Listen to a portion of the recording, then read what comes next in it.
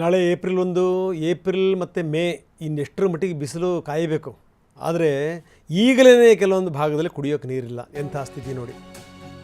ಹುಬ್ಳಿನಲ್ಲೂ ಕೂಡ ಅದನ್ನೇ. ಹೀಗಾಗಿ ಜನ ಬೀದಿಗಿಳಿದು ಪ್ರತಿಭಟನೆ ಮಾಡ್ತಾ ಇದ್ದಾರೆ. ಹುಬ್ಬಳ್ಳಿಯ ಕಿಲ್ಲೆ ವಾರ್ಡ್ನಲ್ಲಿ ವಾರಕ್ಕೊಂದ್ಸರಿ ಬಿಡ್ತಾರಂತೆ ಕುಡಿಯೋ ನೀರನ್ನ. ಹೆಂಗೆ ಕಥೆ?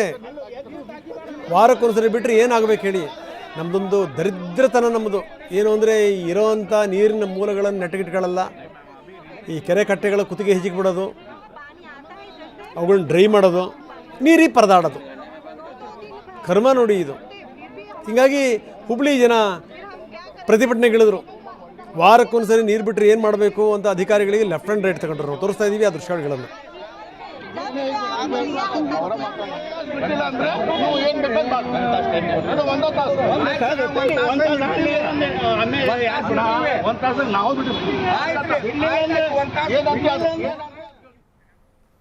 ಇನ್ನು ರಾಯಚೂರಿನಲ್ಲೂ ಕೂಡ ಅದೇ ರೀತಿಯ ಸ್ಥಿತಿ. ರಾಯಚೂರಿನಲ್ಲೂ ಕೂಡ ಜನ ನೀರಿಗೋಸ್ಕರ ಪರದಾಡ್ತಾ ಇದ್ದಾರೆ.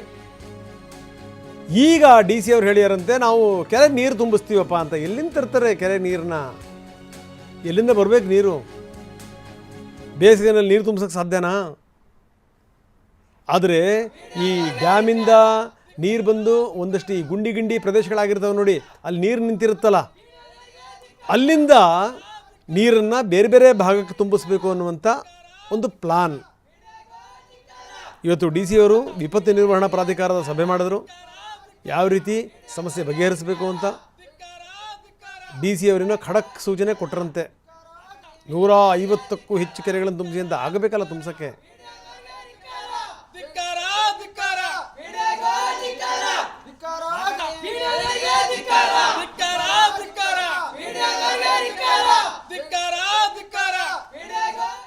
ಇನ್ನು ಏನೇ ಸುಪ್ರೀಂ ಕೋರ್ಟ್ ಮಧ್ಯಪ್ರವೇಶ ಮಾಡಿದರೂ ಕೂಡ, ಏನೇ ನಮ್ಮ BBMP ಅವರು, ಕ್ಷಮಿಸಿ, ಈಗ ಗ್ರೇಟರ್ ಬೆಂಗಳೂರು ಅವರೀಗ ಈ ಬೀದಿ ನಾಯಿಗಳನ್ನೇ ಶೆಲ್ಟರ್ಗೆ ಅಂತ ಹೇಳ್ಬಿಟ್ಟು ಕೋಟಿಗಟ್ಟಲೆ ದುಡ್ಡು ಇಟ್ಟಿರೋ ಪ್ರಶ್ನೆ ಬೇರೆ.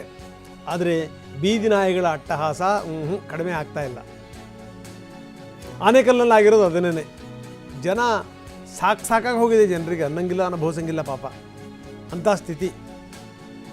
ವೆಹಿಕಲ್ಗಳು ಹೋಗಂಗಿಲ್ಲ, ಬೆನ್ನು ಹತ್ತಿದ್ವು ಅಂತಲೇ ನಾಯಿಗಳು. ಹೀಗಾಗಿ ಈ ಬೀದಿ ನಾಯಿಗಳ ಕಡಿತಕ್ಕೊಳಗಾಗ್ತಿರುವಂಥವರು, ಅಟ್ಯಾಕಿಗೆ ಒಳಗಾಗ್ತಿದ್ದಂಥವ್ರ ಸಂಖ್ಯೆ ಜಾಸ್ತಿ ಆಗಿದೆ. ಇನ್ನು ಮಕ್ಕಳು ಬರೀ ಆಟ ಆಡೋಕ್ಕೆ ಹೊರಗಡೆ ಬರಂಗಿಯಲ್ಲ ಬಿಡಿ, ಅಂಥ ಸ್ಥಿತಿ ಇದೆ.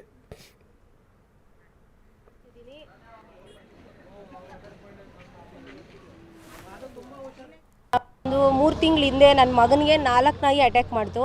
ನಾವು ಅದನ್ನು ಯಾಕೆ ಏನು ಅಂತ ಅಸೋಸಿಯೇಷನ್ ಅವ್ರಿಗೆ ಹೇಳಿದ್ದಕ್ಕೆ ಅವರು ನಾವು ಕಂಪ್ಲೇಂಟ್ ಆಲ್ರೆಡಿ ಮಾಡಿದ್ದೀವಿ ಅಂತ ಹೇಳಿದ್ರು. ಸರಿ, ನಾವು ಒಂದು ಕಂಪ್ಲೇಂಟ್ ಕೊಡೋಣ ಅಂತ 112ಗೂ ಫೋನ್ ಮಾಡಿ ಹೇಳಿ ಪೊಲೀಸವರೆಲ್ಲ ಬಂದಿದ್ದರು. ಇಲ್ಲಿ ಊಟ ಹಾಕಿ ನಾಯಿಗಳನ್ನ ಸ್ವಂತ ನಾಯಿಗಳ ಥರ ಇಲ್ಲಿ ಸಾಕ್ತಾ ಇದ್ದಾರೆ. ಅದೇ ಬೀದಿ ನಾಯಿಗಳನ್ನೇ ಆ ಥರ ಮಾಡಿ ಸಾಕ್ತಾ ಇದ್ದಾರೆ. ನನ್ನ ಮಗನಿಗೆ 4 ನಾಯಿ ಅಟ್ಯಾಕ್ ಮಾಡ್ತಂದ್ಬಿಟ್ಟು ನಾನು ಸುಮ್ಮನೆ, ನನಗೂ ಯಾಕೆ ಬೇರೆ ಏನಾನ ಮಾಡ್ಕೊಳ್ಳಿ, ಬೇರೆಯೊಬ್ಬರ ಥರ ನಾನು ಇರೋಣ ಅಂತ ಅಂದ್ಕೊಂಡಿದ್ರು. ನನಗೆ ಅದಾಗಲ್ಲ. ಯಾಕಂದರೆ ಟಿ ವಿನಲ್ಲಿ ವಿಡಿಯೋ ನೋಡೋದು ತುಂಬ ಸುಲಭ, ಆದರೆ ಅವ್ನು ನೋವು ಕೊಟ್ಟಿರೋದಲ್ಲ, ಅಲ್ಲಿ ಕಿರ್ಚಾಡಿರೋದು ನನಗೆ ಮಾತ್ರ ಗೊತ್ತು ಯಾಕೆ ಏನು ಅಂತ. ತುಂಬ ನೋವಾಯಿತು ನನಗೆ. ಆ ನೋವಲ್ಲೇ ಪೊಲೀಸ್ ಸ್ಟೇಷನ್ ಹೋಗಿ ಹತ್ಕೊಂಡು ನಾನು ಒಬ್ಬಳೇ ಹೋಗಿ ಕಂಪ್ಲೇಂಟ್ ಮಾಡಿದ್ದೀನಿ. ಆಮೇಲೆ ಈ ಬೀದಿ ನಾಯಿಗಳನ್ನ ಹಿಡಿಯೋಕ್ಕೆ ಬಂದಾಗ ನಾನೇ ಸ್ವತಃ ವಿಡಿಯೋ ಮಾಡಿದ್ದೀನಿ. ಅವರು ಬೇಡ, ನಾನು ಇಂಜೆಕ್ಷನ್ ಹಾಕಿದ್ದೀನಿ, ಇಂಜೆಕ್ಷನ್ ಹಾಕಿರೋ ನಾಯಿ ಕಚ್ಚಿದ್ರೆ ಪರವಾಗಿಲ್ಲ ಅಂತ ಹೇಳಿದ್ದಾರೆ. ಅವ್ರ ಬಾಯಿಂದನೇ ಹೇಳಿದ್ದಾರೆ. ಹಾಗಂತ ನನ್ನ ಮಗನ ಕಚ್ಚಿದ್ರೆ ನಾಳೆ ದಿನ ಏನಾದರೂ ಪ್ರಾಬ್ಲಮ್ ಆದರೆ ಯಾರು ಸರ್ ಜವಾಬ್ದಾರಿ ಅಂತಲೂ ಎಲ್ಲ ಕೇಳಿದ್ದೀನಿ. ದಯವಿಟ್ಟು ಇದಕ್ಕೆ ಏನಾದರೂ ಮುಕ್ತಿಗೊಳಿಸಬೇಕು. ಜಾಸ್ತಿ ನಾಯಿಗಳದ್ದು ಹಾವಳಿ ಆಗಿಬಿಟ್ಟಿದೆ. ಅದಕ್ಕೋಸ್ಕರ ನಾನು ನಿಮ್ಮ ಹತ್ರ ಕೇಳ್ಕೊತಾ ಇದ್ದೀನಿ, ಇದಕ್ಕೆ ಬೇಗ ಪರಿಹಾರ ಸಿಗಲಿ ಅಂತ ನಾನು ಕೇಳ್ಕೊತಾ ಇದ್ದೀನಿ.